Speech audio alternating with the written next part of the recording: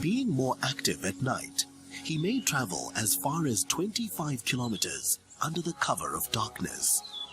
The arrival of the floods ensures a variety of small herbivores in his territory.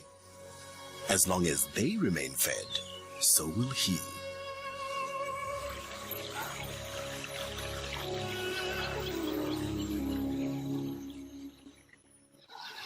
The delta is the lifeblood for carnivore and herbivore alike, providing food in abundance. And the African buffalo prefers an early breakfast. This gregarious grazer thrives in the Okavango.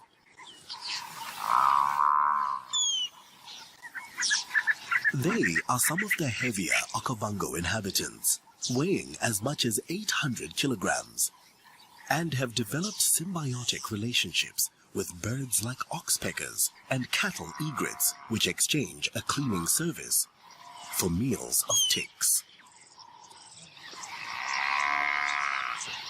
The buffalo drinks at least once a day, but there is an animal here that has a greater need for water. Red lechwe.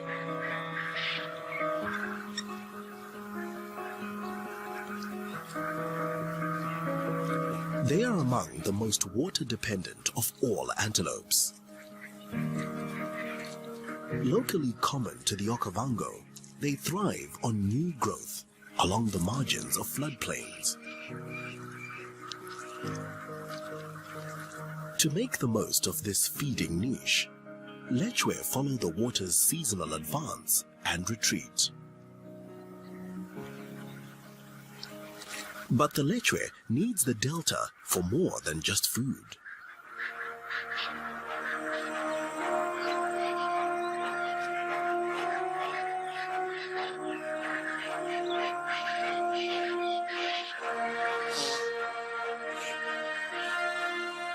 When threatened, they head for water.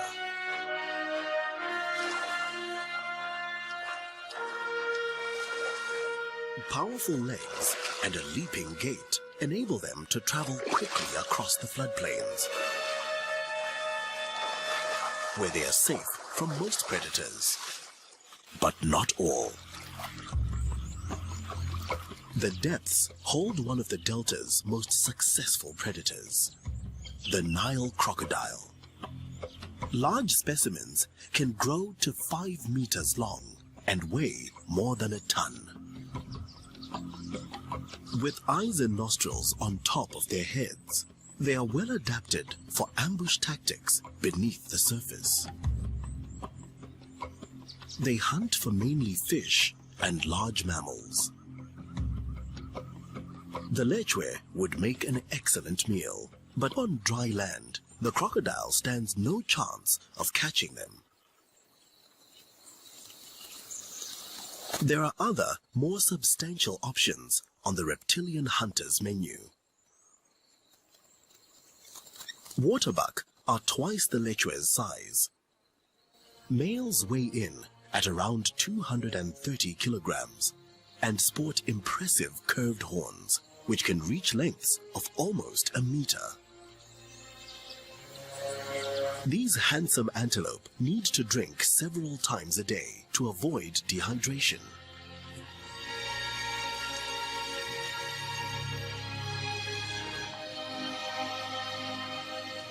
Unlike the lechwe, they prefer dry grassland for grazing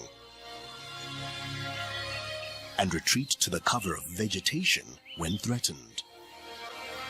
This combination of factors makes viable territories hard to come by. But the delta provides for all their needs.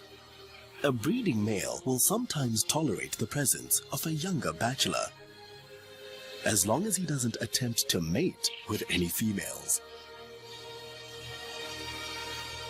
But at around 6 years, the younger male thinks he's ready to challenge for dominance. A challenge that is quickly dispatched with.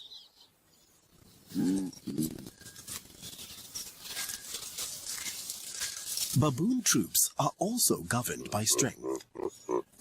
and this alpha male has won the right to breed. Mating is often a public affair, accompanied by a telltale call. If the female conceives, the troop will have a new member in 6 months. Copulation is often followed by grooming, a crucial tool in maintaining group cohesion and cementing relationships between troop members. While some species rely directly on the delta's waters, this greater kudu herd have a less direct dependence. Although they need to drink, kudu can go for longer periods without water than lechwe and waterbuck. For them, the delta's dense vegetation is key, providing both sustenance and cover from predators, making the Okavango Islands excellent habitat for the kudu.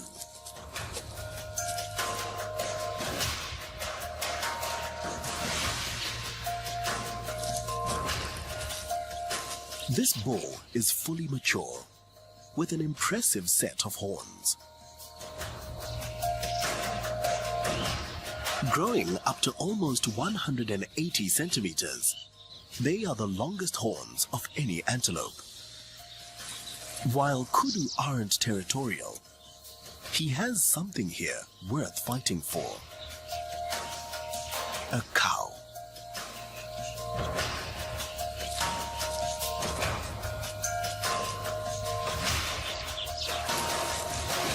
Kudu are seasonal breeders, and with the delta in full flood, now is the time for this pair.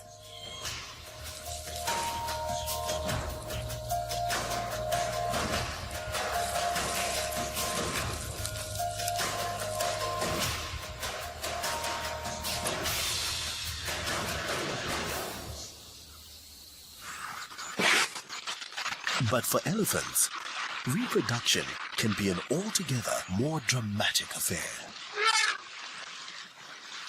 African elephants live in breeding herds of related cows, led by a matriarch. But there's a large bull in this herd, attracted by a cow in estrus.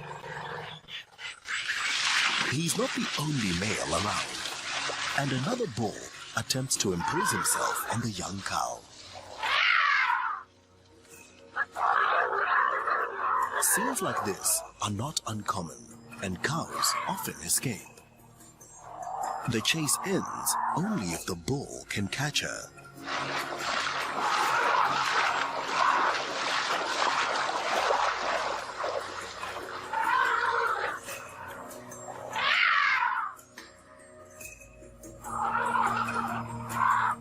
But the larger bull will not tolerate this kind of behavior, emitting deep rumbles in warning.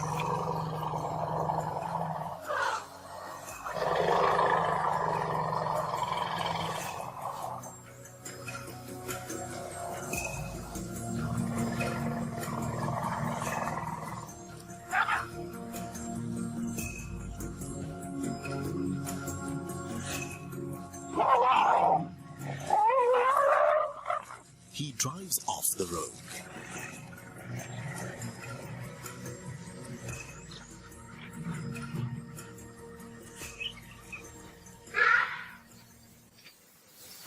After the drama, the herd heads off for a cool, calming drink.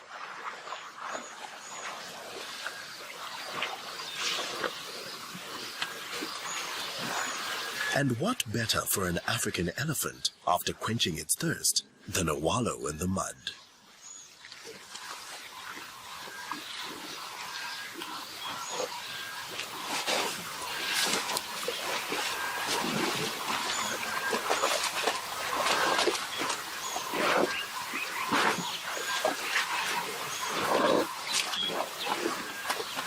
The mud helps cool the elephants and protects their skin from the harsh African sun. It also acts as a pest deterrent.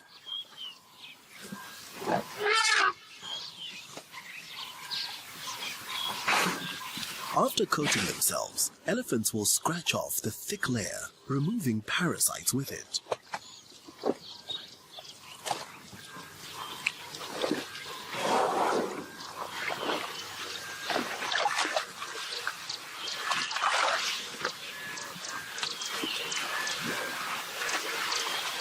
Having utilized the abundance of water and mud here in the delta, the herd is well equipped to continue its day. Elephants aren't the only ones enjoying the Okavango's masses of mud.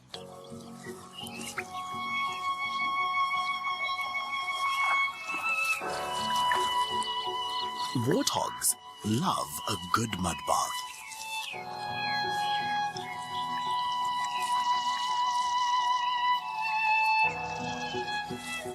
These are the only pigs adapted to grazing in a savanna habitat.